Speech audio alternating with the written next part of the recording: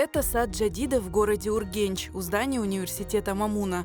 Первым гостей здесь встречает плакат с именем крымско-татарского и тюркского просветителя Исмаила Гаспринского. Ведь именно благодаря ему в Хорезме в свое время начались реформы.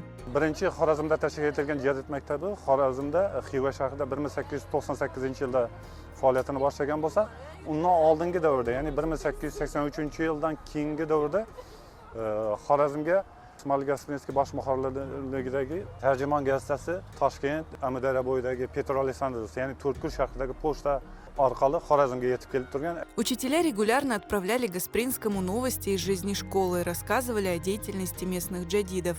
Тарджиман в Хорезме получали даже после смерти просветителя. Этому всячески содействовали тогдашние правители Хивинского ханства, которые сами проявляли интерес к газете, где более 150 статей были посвящены Хорезму. Hattoki Ismoil Gasprinning bosh vazir Islom Xo'jayev bilan maktublar ham yoritilgan.